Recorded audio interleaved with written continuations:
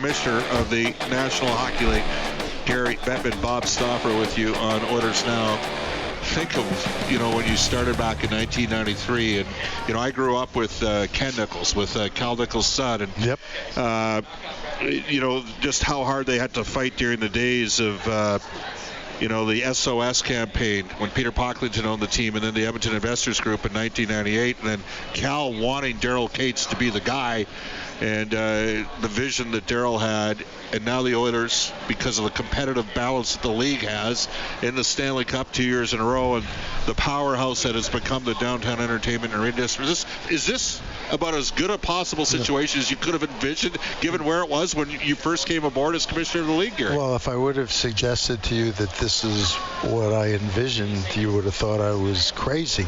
But you've touched on a lot of important points. This has been an amazing journey from Pocklington through the group to Daryl, the building of this building and what's happened with the Ice District downtown, how competitive the team is. But there's a tie-in to all of this with Chris Pronger, interestingly enough, because when we had to take the year off to get a new economic system so that teams like Edmonton not only could survive and could thrive, as soon as we came back, if you remember, the Oilers signed Chris, which immediately demonstrated to everyone the importance of what we had achieved in collective bargaining, and that this was a system that was going to work. So the short answer to your question, past that background, is this is an incredible story. It's a testament to Daryl Cates, to Cal Nichols and his group, to the people and the leaders of Edmonton, that we could have arrived at a place like this. And to have now the rematch of last season, I mean, the storylines abound. Gary, you'll laugh at this. When we came out of the lockout, I euphemistically call it the year off, but I get it. The year off. I bumped into a couple players. I did Corey Cross's games at the University of Alberta when I was there. I did Chris Knobloch's games at the University of Alberta as well. But I was doing the afternoon drive show on the All Sports station, and I was the SID at the U of A, and Corey came up to me and said, "Stauf, I was just wondering, were you one of the 38 owners? Because I listened to your show all during the stoppage, and you were so pro-ownership." And I'm like, "Corey, you don't understand. Like, this was for Edmonton. It was fought for organizing. We had the Canadian Assistance Program for 3 years, from 2001 to 2004.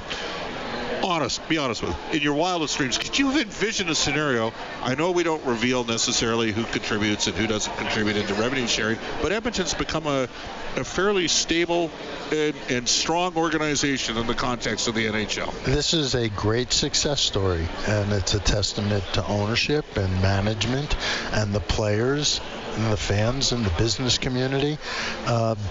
This is a place, Edmonton, where hockey really matters. Everybody's passionate about the Oilers.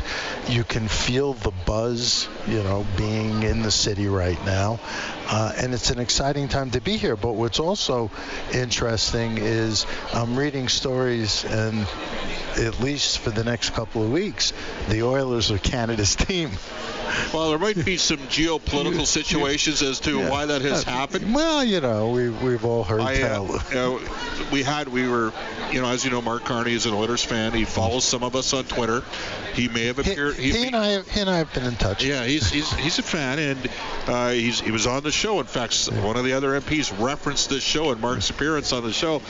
So that might play into it a little. But the Oilers have, and I think there's a disservice. I got to tell you, I've been at a lot of drafts. We had a lot of high picks. I'm in year 17, Gary. I used to be... That's nothing. I know, 93. But no, I'm just saying, I always cringed a bit, and I know you love it. You have a little bit of fun with it when they boo you, when they announce you at the draft. Who boos me? Oh, well, there's a small... That won't be happening this year. You know what's funny about that, though? After I get booed, and, it's part of the... First of all, it's better than coming out and having dead silence. Right. Okay? But also, if everybody who comes up to me and says, "I don't know why they boo you. I didn't boo you." If everybody who said that didn't boo me, there wouldn't be any booing. But I might argue about a suspension for a player or not enough penalty calls, but Gary, at the end of the day, we're here partially because of you. Like, and that's nice. Daryl would say that, and Cal in the past would say that. You know what? And I know it's your job, but it's not that it's my job. This is and has been the ultimate team effort. Right. Okay.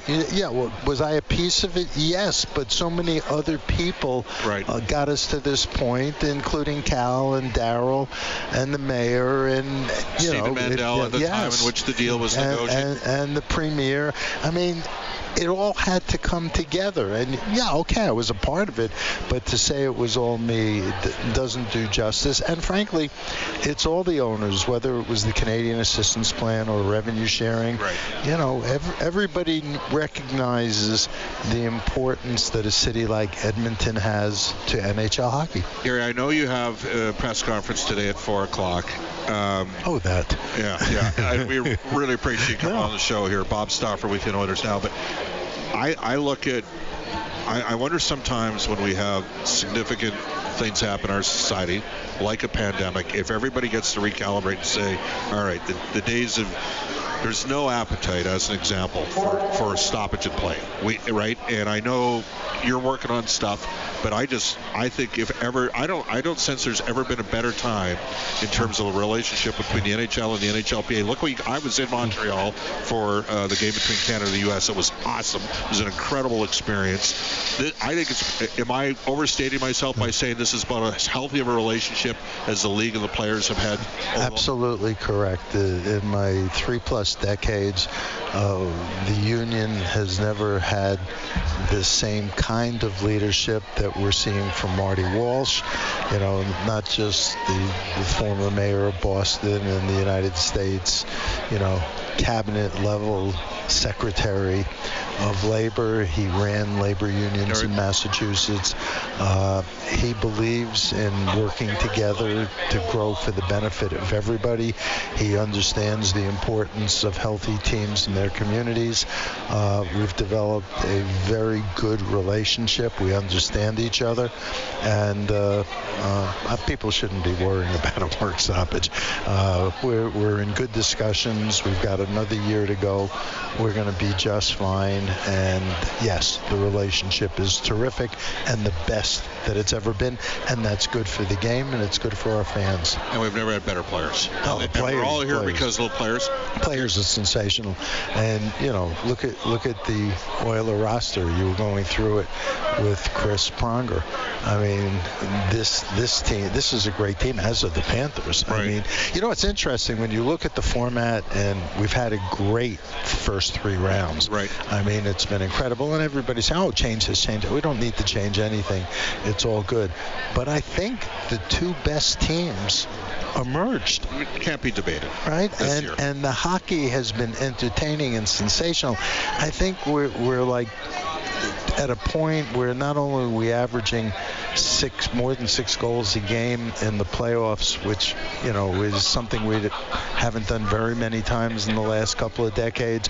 When you look at the number of third period goals and the number of tying or come from behind win goals in the last 10 minutes, the game is in a great place. And in the final analysis, that's the players. It's going to get better, and I'm going to say something to you. The West is caught up in skill development. We had Connor Bedard go number 1, Macklin Celebrini. May not have a WHL or a Western Canadian player go number 1 this year, but the next 3 years, Gavin McKenna or Keith Verhoff in 2026, in 27 Landon Dupont, and in 2028 Maddox Schultz. They're likely to be the number 1 picks in those years. And I think what happened is all the skill development, the schools and that sort of thing, eventually transitioned and created some better players. The skill level of today's players off. There are always ebbs and flow, particularly for a sport, for an organization that relies on people. Right. I mean, that's what we are, is people. So I'm going to ask you a question that I won't answer. Who are you picking and how many games?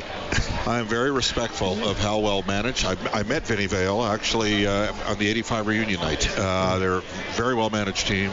Guys like Sonny Mehta do a great job in analytics. They're well coached. It's going to be a tough series.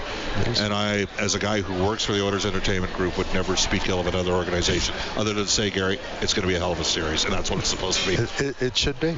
We're wrapping things up with you. We appreciate your time. Thank you for joining us, Gary. Great to be with you, and enjoy the final. We are. Thank you very much.